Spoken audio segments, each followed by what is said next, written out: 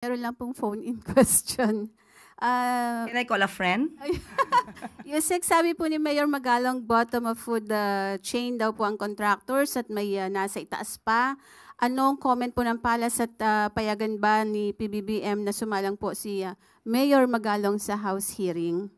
Kung Follow-up question, Maricel Halili, TV5.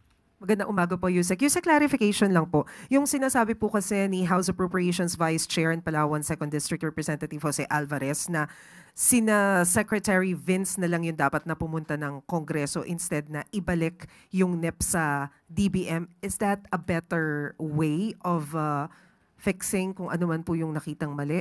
Or kasi initially sabi nila ibabalik yung NEP eh. Kasi nakausap din po natin ang DBM at ayon sa kanilang legal department, kailangan po talaga na through errata sheets lang po. Hindi na po kinakailangang ibalik po ito sa presidente or sa DBM dahil naipasa na po ito sa Kongreso. So, yun po talaga ang dapat na proseso. Okay, so hindi po, kumbaga, it's not, hindi siya acceptable legally kung ibabalik yung NEP sa DBM. Is that it, ma'am? Yes, legally, hindi po sana ganun. Kasi madidelay po talaga masyado ang mga budget hearing patungkol dito. Thank you, Yusek. Follow-up question, Ace Romero, The Philippine Star. Yusek, if I understood it correctly, no, so the president is willing or ready to order a review of or a sweeping review of other agencies' budget kung may nakuitang questionable items. Okay, meron bang fears on the part of the executive branch that baka mas maraming makita along the way, magkaroon ng possibility na ma-delay and eventually reenacted budget? Napaka-hypothetical ng question but still, kung mangyayari man ito, mas magandang ngayon pa lang maayos na.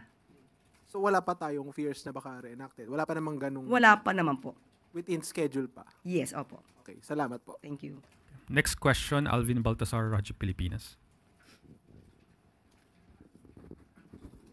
Yusek, good morning po. Yusek, doon sa independent commission na binubuo, can you give us an idea kung gaano yung scope ng power niya? Meron po ba itong, magkakaroon po ba siya ng subpoena power para maipatawag yung mga taong nasa sangkot doon sa mga anomalya? Noon po ay sinasabi po natin na mukhang walang subpoena power pero ang nais po ng Pangulo sa nasabing independent commission ay mabigyan po ng lakas, mabigyan ng ngipin para po mas mapatupad kung ano mandato ng independent commission na ito. At nais po ng Pangulo na magkaroon po ng subpoena power ang independent commission. Yusek, mag-follow up lang ako doon sa ibang, pero doon pa rin sa anomaly.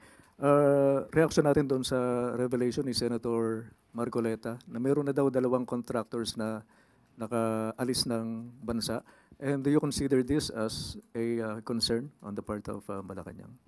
Sa ngayon po, since wala naman po kasing kaso pa na naisasampa, hindi po talaga natin mapipigilan ang sino man na umalis ng bansa dahil may freedom of movement po tayo at yun ay nirerespeto. At kaya nga po ngayon ay mabilis na kumilos si Secretary Vince, anisunod na rin po sa utos ng Pangulo. At nag-request na po siya for a lookout bulletin para po makita natin kung ano yung mga movement na mga maaaring involved dito sa mga maanumalyang flood control projects. Yusek, isa na lang po. Kailan po ba papasok yung AMLAC dito sa mga pinag-uusapang flood control projects sa anomaly? Ang AMLAC naman po kasi, they can initiate an investigation. Pero kung paano sila papasok ay hindi na po nila ito dapat isinisiwalat at baka magkaroon pa ng movement, no? Yung iba maaari mga masangkot dito kung isisiwalat pa nila yung kanilang mga aksyon patungkol dito. Thank you po, Yusek. Follow-up question, Heidi Sampang, FEBC.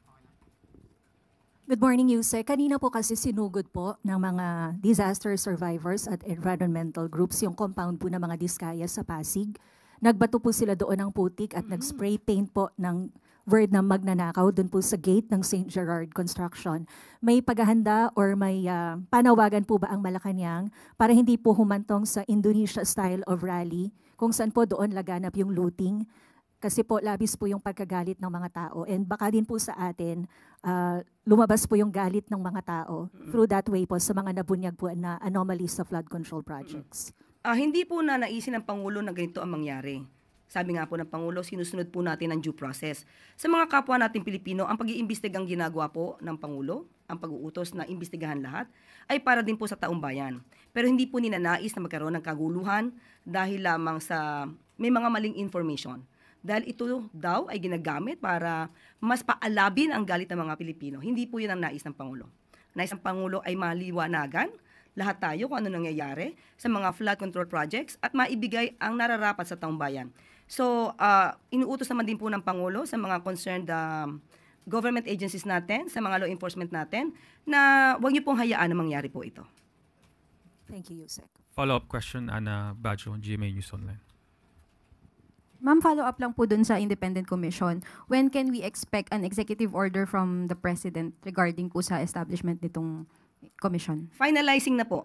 Inaayos na po at may draft na po, but finalizing pa rin po sa EO. Last na, ma'am. Si Mayor Magalong last night, he said na he's very much willing to be part of that commission. May reaction po ba yung Palas? Hindi po tayo makakapag-salita patungkol po dyan. Depende po sa Pangulo yan kung sino po yung i-appoint niya bilang miyembro po ng Independent Commission. Thank you, ma'am. Last question, Chris Jose Remate. Ma'am, reaction lang po ng Malacanang sa report ng NTF-ELCAC na sinasamantala daw po ng communist rebels ang galit ng publiko sa usapin ng korupsyon para mag-recruit ng mga bagong members. Lalo na daw po yung mga kabataan tsaka yung sa vulnerable sectors. Kaya nga po, maging mapanuri. Yan po ang request natin at panawagan natin sa lahat ng kababayan natin. Kabataan man o mga mature na mga katulad natin, mag-isip po tayo dahil hindi po ito nadadaan sa dahas. At huwag po sanang gamitin ito kung ito'y naaayon sa report ng mga rebelde, ng mga obstructionists o mga kalaban sa politika. Hindi po ito kailangan gamitin para magalit kayo sa gobyerno o magalit kung kanino man. Magtulong-tulong po tayong lahat para masawata ang korupsyon dito sa bansa. Ma'am, so far hindi pa po ito nakakabahala sa government, yung mga ganito pong pagre-recruit na ginagamit ang usapin ng corruption. Since ito naman po ay naiulat na po ng NTF-ELCAC, monitoring po dyan. Okay, ma'am.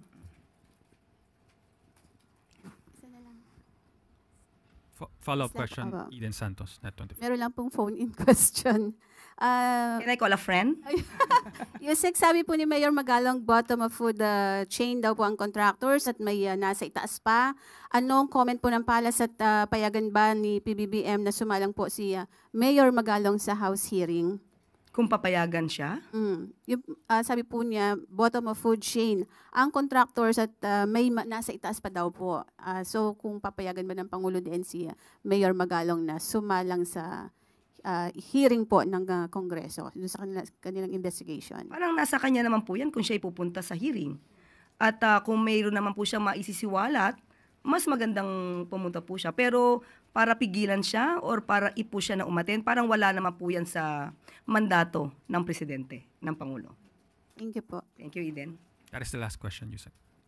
Para paigtingin pa ang pagbabantay sa kaban ng bayan, lalong hihigpitan ng Department of Finance ang approval process para sa mga flood control projects sa gitna ng issue ng mga maanumalyang proyekto. Alinsunod ito sa utos ni Pangulong Ferdinand R. Marcos Jr. na wakasan ang mga tiwaling gawain sa pagpapatayo ng mga flood control projects. Sa ilalim ng mas mahigpit na approval process na inaprubahan ng Economy and Development Council Investment Coordination Committee noong August 12.